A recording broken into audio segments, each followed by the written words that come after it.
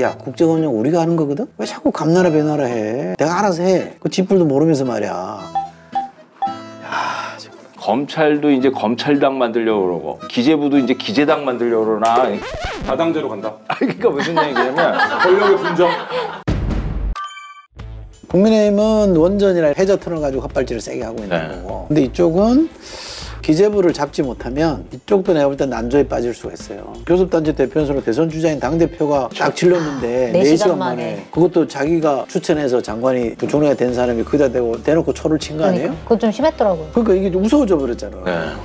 난 진짜 국회에 있을 때도 그거 많이 느꼈지만 기재부는 정말 안하무인이고, 이게 우리가 공화국이라는 단어를 붙이는데 3군데가 있어요. 검찰공화국, 삼성공화국, 기재부공화국. 기재부가 혹시 그만큼 힘이 세거든요.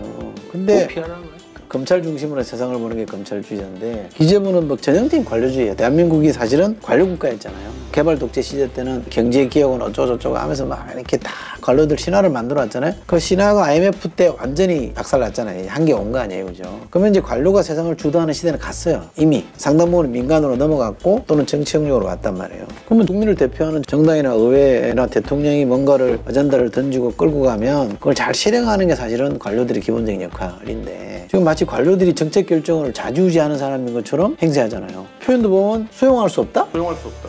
야, 내가 기재부가 야, 국정원장 우리가 하는 거거든? 왜 자꾸 감나라 배나라 해? 내가 알아서 해. 그 쥐뿔도 모르면서 말이야. 이런 논조잖아. 난 엄청 자존심 상하던데. 이낙연 대표가 상황을 엄중히 지켜보시지 마시고 반격에 나서셔야 되지 않을까요?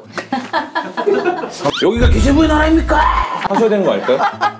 우리 지금 경제부총리가 약간 정치적인 야심도 갖고 계신 거 아닌가 싶어요. 정치적인 야심도. 누가 정식 야심 있다고? 우리 홍남기 별로 없어 보이시네요. 없어요? 아, 저렇게 해서는 정치 못할 텐데. 그거보다는 약간 제가 이제 정황상 처음에 임명됐을 때 이분이 6411 버스를 탔어요. 노회찬 의원이 6411 버스 타가지고 이제 6411 정신 이런 식 막 가잖아요. 우리 사회에서 이제 유령 같은 존재들을 우리가 이제 아껴야 된다. 근데 홍남기 당시 임명제죠. 임명제 그걸 탔어요. 그래서 막 욕을 먹었다고요. 무슨 경제부총리 되면 저 정책이나 이런 거 먼저 살펴야지 무슨 정치인들이 하는 행보를 하냐. 그래서 제가 무슨 얘기냐. 아, 검찰도 이제 검찰당 만들려고 그러고 기재부도 이제 기재당 만들려고 그러나. 다당제로 간다. 그러니까 무슨 얘기냐면 권력의 분정. 현재 기성정당들이 워낙 욕을 많이 먹고 별로 잘 못해 가고 이러니까 어떤 정치적인 틈이 있다라고 하는 판단들, 또 한편으로는 국가론 연구하는 학자들 사이에서 이게 있는 거예요. 이제 좋은 의미에서의 국가 순수성 같은 건 있죠. 이 국가를 잘 지켜야 된다. 근데 이게 일종의 이제 이데올로기죠. 자기들 중심이 돼서 가야 된다라고. 이런 게 종합적으로 작용을 하면서 우리가 해야 되는 것 같다. 이런 생각들이 자꾸 작용하는 거 아닌가. 그렇게 기분 뜻이.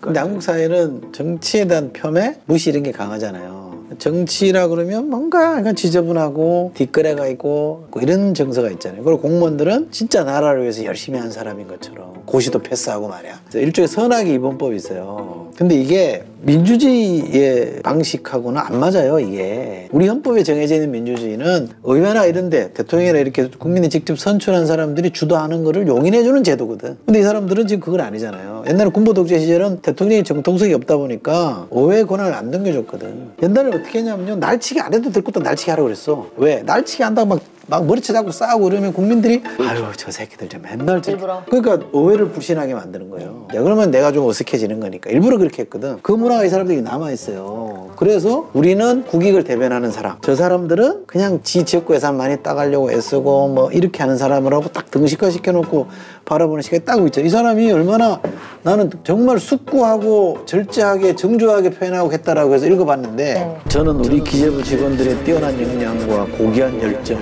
그리고 책임감 있는 사명감과 사토의지를 믿고 응원합니다. 야, 재경부 막 뭐 까는 놈들 있잖아? 그거 다 별거 아니야. 그러니까 우리 공무원들은 막 신경 쓰지 마. 우리가 하면 돼. 딱 논리 구성이 그렇게 돼 있어요. 기재부 당이잖아요. 기재당. 당대표 같은 이야기를 하잖아요. 이게 재정이잖아요. 재정민주주의라는 개념을 써요. 사실 이게 재정이라는 거를 어떻게 민주화할 거냐는 얘기는 이 국민 세금으로 걷어들인 돈을 어디다 쓸 거냐의 문제거든요. 본질적으로. 어디다 쓸 거를 결정할 때 누가 결정할 거냐의 문제예요. 지금 우리는 근데 헌법이나 법에 의하면 정부가 다 하게 돼 있잖아요. 그러니까 상당한 권한을 주고 있는 거는 맞다고. 그런데 다른 한편으로 국회가 심의하게 돼 있잖아요. 예산 심의를 하게 돼 있잖아요. 그러면 국회가 그 권한을 행사해서 예산을 짤 때부터 사실은 국민의 대표기관인 국회와 대통령의 의사가 충분히 반영이 돼서 짜여지고, 그것이 제대로 집행되는지도 감시하고 예산을 심의하는 게 우리가 말하는 재정민주주의라는 개념인데 그거 무시하는 거 아니에요. 미국은 예산 편성을 의회에서 해요. 우리나라 그 지금 말도 안 되는 얘기지. 우리는 국회에서 뭘 정액하려고 그러면요. 예산을 정액하려고 그러면 정부가 동의 안 해주면 예산 정액도 못 해요. 감액은 해. 정액은 동의 안 해주면 못해요. 이게 사실 저 한국의 이제 제왕적 대통령제라 그래서 대통령 권한을 약화시켜야 되고 막 이 논의가 있었잖아요. 근데 사실 대통령 자체에 대한 권한을 약화시키는 것도 한 가지 접근 방법이지만 국회 권한을 강화하면 되는데 그때 국회 권한 강화의 가장 핵심 부분이 그 예산 편성에 대한 문제예요. 그러니까 예산 편성에 관여할 수 있는 권한을 이제 국회로 이관시키려고 하는 것을 봐야 된다. 이게 다 권위주의적 질서 때 만들어진 거란 말이에요. 이제 기재부 중심으로 개발 국가의 잔재들이죠. 홍남기 부총리도 한 1년 전에 윤석열 총장이 그랬던 것처럼 굉장히 정권 차원에서 부담스러워진 것 같아요. 그러니까 대통령이 나서서 정리를 해주는 게 이제 맞는 것 같아요. 왜 그러냐면 재정의 키를 이제 누가 지는 거냐 이 측면에서 놓고 보면 홍남기 부총리가 구질서가 된 것 같아요. 그러니까 주장들이 코로나 이후에 재난 극복을 어떻게 할 거냐 국가재정이 뭐 이런 부분들에 대한 논의가 본격화되면 계속 이렇게 건건이 갈등과 충돌이 발생할 것 같은데 정리를 먼저 선행적으로 해야 이제 실패하지 않은 것처럼 되지 정리를 안 않을까. 하고 재정이 허락하는 한에서 하라고 얘기를 하는 거는 사실은 어느 정도 기재부의 입장을 그렇죠. 약간은 봐주면서 간 네. 거잖아.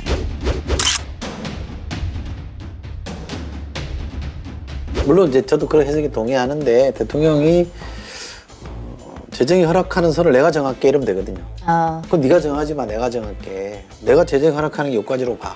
그럼 이 안에서 합시다 이렇게 하면 되거든요. 그러니까 한국 사회가 재정이 굉장히 튼실하잖아요. 그 튼실한 힘이 어디서 왔느냐? 냉정하게 말하면 기재부 공무원이 돈을 잘 써서 그런 거냐? 학자들이 얘기하는 거에 비하면 복지 비용 줄여놨고 양극화나 불평등 해소하는데 돈 안 쓰기 시작하니까 재정이 이렇게 튼실한 거지. 뭘 그 기술적으로 잘 써서 그런 거야? 지금 그래서 그 패러다임을 바꿔보자고 하고 있는 이 판에 기재부가 돈 때문에 안 된다? 라고 하면 할 수 있는 게 뭐 있어요? 옛날에 그 IMF 때 그 기업들 은행들한테 퍼본 돈이 160조라는 거 아니에요. 그죠? 근래도 산업은행하고 이렇게 대우해양조선하고 이렇게 그쪽에다 부은 돈이 40조라는 거 아닙니까? 과거에 이명박 대통령이 뭐예요? 4대강. 4대강에 부은 돈이 얼마예요? 자원회계 한다고 갖다 버린 돈이 얼마예요? 그러니까 그런 거를 지키는 데는 전혀 아무 일도 못했던 사람이 당연히 약자들한테 돈 쓰는 얘기만 나오면 재정 건설은 찾고 뭐 곳간 찾고 그거를 네가 확실히 기재부가 뭘 잘못한 열받네 진짜. 다음 대선 때 저는 재정민주화, 재정민주주의 이게 분명히 공론화될 거고 그게 정리되지 않으면 그렇죠. 더 못 가요. 복지나 불평등 해소나 양극화 해소 쪽으로 못 갑니다. 돈이 없는데 그렇죠. 풀어야 돼요. 이게 또 뭐랑 연결돼 있냐면 분권자치 문제에 연결돼 있어요. 분권자치 차원에서는 참여예산제라든지 이런 게 그래도 그나마 좀 성과가 있거든요. 그럼 지금 이제 뭘 해야 되느냐? 국세지방사 같은 비율을 조정하는 거예요. 그럼요. 이런 이제 재정 개혁의 여러 다른 방편도 있다. 그러니까 제가 이제 민주당이나 이런 데도 그냥 또 이제 그 경제부총리 하나 갖고서는 싸우고 뭐하고 하면서 정치 갈등으로만 가지 말고 대든다고 해서 발끈하는 모습 보여주거나 재정만 늘리자 이렇게만 얘기하지 말고 재정 민주화, 재정 민주주의 관점에서 또박또박 이걸 좀 토론해서 풀어나가는 모습을 보여줘야 돼. 그래야지 이게 얘기가 되거든요. 윽박 지르듯이 하면 또 저런다 그러거든. 그러면 기재부 공무원들은 재정 담당하는 사람들은 또 기가 살아요. 봐라 저 사람들은 논리적이지도 않고 흥분해가지고 막 저러지 않냐. 윤석열이 다들 우리한테도 한다고 민주당에서 그거를 제일 잘할 수 있는 의원은 누구십니까? 나한테 물어봐요. 아니 출입하는 사람이 나한테. 아시니까. 많이